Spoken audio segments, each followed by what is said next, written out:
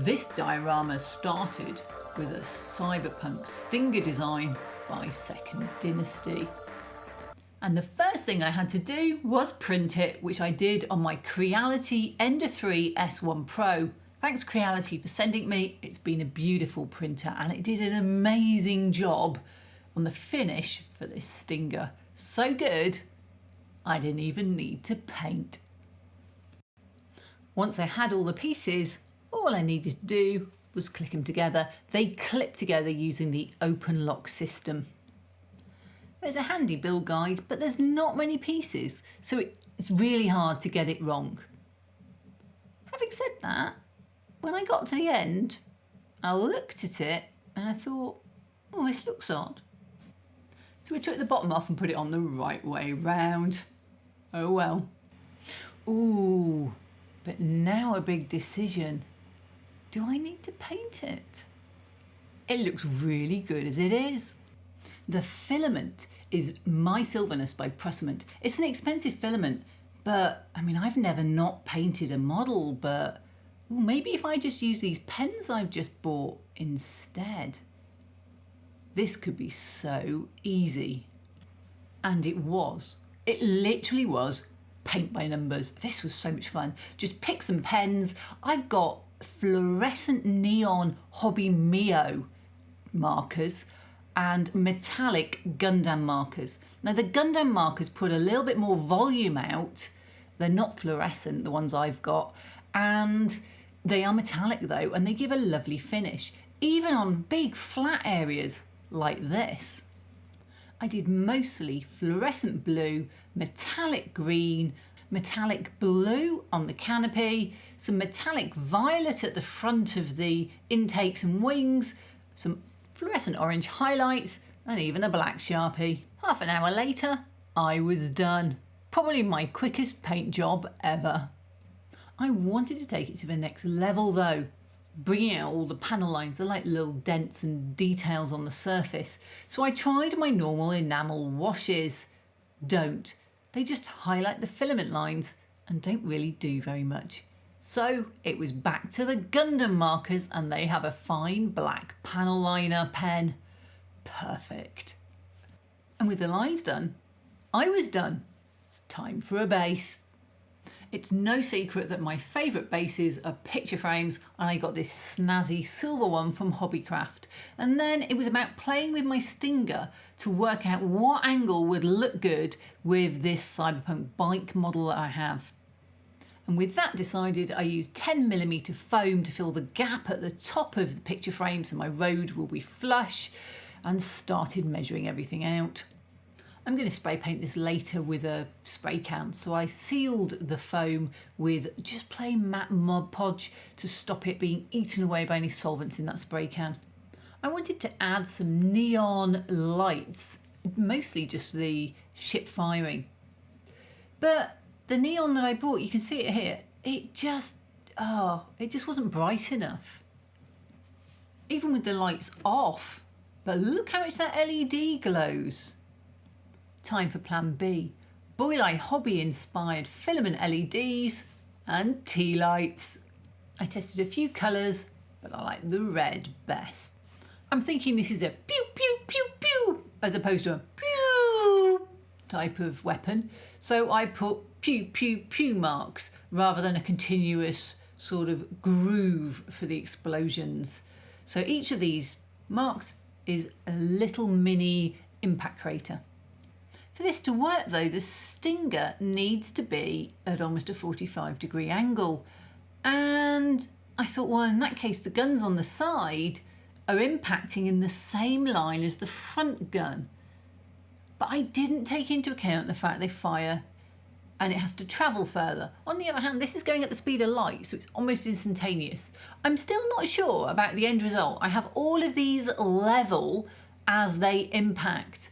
Let me know whether you think the middle one should have been slightly further in front, even though it's on the same plane when it's firing, or whether it's okay as it is. I can't quite make my mind up. Anyway, back to the build. As you can see, I've got out some DAS clay to make the road surface that this is going to be all based on, and I'm just rolling it out. I bought this new silicone roller from Hobbycraft, and the rest of it is baby powder to stop it sticking. But to make it stick to my base, I put water on it. I did have one corner I caught and cracked, but actually it stayed incredibly well stuck. So thank you to Mel, the terrain tutor, for the tip that if you put water underneath, your DAS clay will stick better. And if you cover it with a damp cloth, it will take forever to dry, but it won't shrink as much. After one night, I trimmed the side and made sure everything was nice and smooth. It was still slightly damp, and I poked the holes through so I knew where to put my LEDs in a minute. A little while later, another couple of days actually, I sanded the edges. At this point it was dry and I'd had a little warpage problem. I mostly solved it by gluing the picture frame back on. It's not that firm, and I used polyurethane glue, give it a quick spray of water, cocktail sticks to line everything up, and I put it in place with a couple of bricks and left it for a few hours. But before I could go any further, I needed to solder up my LEDs and get them all sorted. For this, I used magnet wire. It's got a protective outer, so although it looks like bare metal, it isn't actually. You just need to scrape it off, solder them on, and then solder them onto another bit of wire, and eventually I ended up with the tea light. Now the tea light was giving out about 5 volts. And I think these LEDs were about 3 volt. I wasn't entirely sure, so to play it safe, the tea light has 3 batteries in. I took one out and I got 3 volts because they're 1.5 volts each. But the base was glued, time to get the bricks off and make some craters. Or not. I thought I would just be able to press into the DAS clay and it would crack. Because if you look at images online, you have big craters, there's generally cracked stuff at the bottom. But no, even with a little bit of hammering, nothing cracked, it just dented. Oh well, time for plan B. Please don't judge me for using a weight as a hammer. My builders are in and I know where the hammer is. It's in the middle of a pile of boxes I can't get at. So instead, I use this very handy Vallejo plastic putty pot, that's a good one to say fast, and a weight just to hammer some holes in.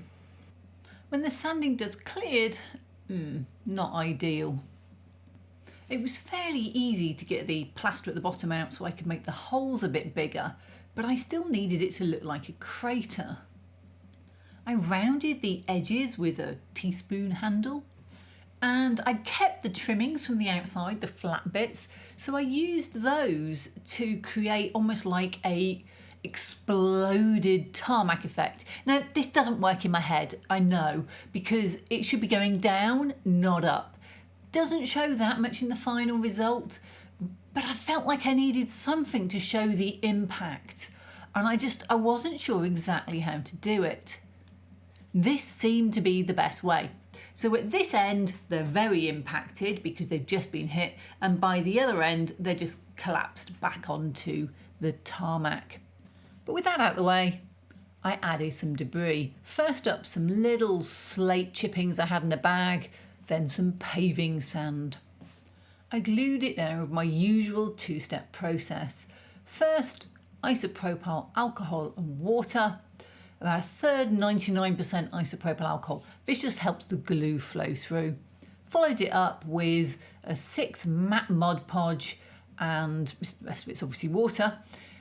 I put this normally in a spray bottle, but also on the deeper areas, I dripped some in. I still wasn't feeling it 100% though, so I added some more sand and debris over the top of the back craters just so they were less dark. When that was dry, I came back and added some vertical height to the explosions using polyfibre. Now polyfibre is very wispy and it's quite white and pale, and I got a bit carried away. It went from this to this. Time to double down. Some more spray glue, more debris. I finished up with more spray glue to make sure everything was stuck and left it on the side. They say primer reveals all the flaws. So I put a coat of black spray paint and then grey spray paint lightly dusted on to prime this up. Oh dear. Oh dear. No matter how much sand and titivating I tried, oh, it still looked awful. So in the end, I ripped it all off and did what I should have done in the beginning. Show some restraint. Smaller, less bush-like pieces of polyfibre went in. I mean, really small pieces now. And I've got to say, it looks much better. Now I could have spray painted again, but to be honest, it was making the polyfibre too definite. So in the end, I decided to use this black acrylic wash that I had. I've done a whole video on how I made it, so I'll link that above. It just is less dramatic in colouring the polyfibre. And when it dried, it wasn't quite dark enough, so I dripped on this slightly darker black wash to tone them down a bit. I don't mind if there's some brown in there, but I need it to look charred and burnt. And now for something I've been putting off, mounting the Stinger. I thought about using clear acrylic rods, but I didn't want them to show up that much. I'm going to edit them out on the video anyway. So I decided just to use wooden dowel and paint it black. But I needed some way of mounting the Stinger. Now I could have drilled holes or glued, but instead I made some new parts. I have the existing parts as STLs. I was able to use a clip and print a bespoke part on my Creality Ender-3 S1 Pro using the same filament and just push it in place, shove in my sticks, good to go. I drilled holes in my base and then epoxied it all upright. Doesn't it all look nice and upright here? Somehow, when I came downstairs in 5 minutes' time, it doesn't, but hey. And now comes the dawning realisation that I really should have put the Stinger on after I'd done the lights. But the builders are in, it was their first day, and I was very distracted. That's my excuse, and I'm sticking to it. I'm using clear straws as a guide, and I actually want to paint them fluorescent in a minute too. I did use a dab of white glue to keep each of the straws in place and then snip the straws to size. I put about 5 or 6 coats of fluorescent orange acrylic paint on. It's not that thick and I want it to look quite bright when it's on the shelf so that when the lights aren't on, it still looks like it's firing a laser. I also put a little bit of orange around and some of it spattered across the diorama. But no self-respecting Cyberpunk Stinger fires just at the ground. You have to be firing at something. And I've got a number of things that I've used. The first of which was this Cyberpunk Bike by SRS Studios. It's part of their phase runners. I printed it off, tidied it up. I painted it with holographic chrome by Allclad, but frankly it just looks speckly. I think I might have made too thick a layer. And then I went over it with the fluorescent Hobby Mio markers. Just to note, if you're going to do fluorescent markers like this, put a white coat down first of something, because these really didn't show as much as I wanted them because they were going over quite a dark colour. And with that, I was done.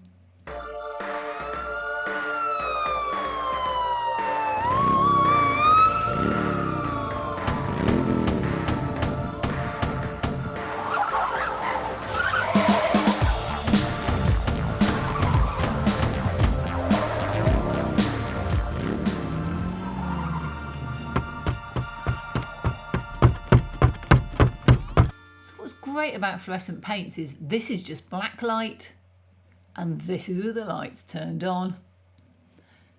So that's going to look great on my shelf. So I hope you enjoyed the video. If you did, remember, subscribe, hit the bell button, and thank you to my patrons and YouTube channel members without whom I wouldn't be able to do this. So thanks everyone, see you next time.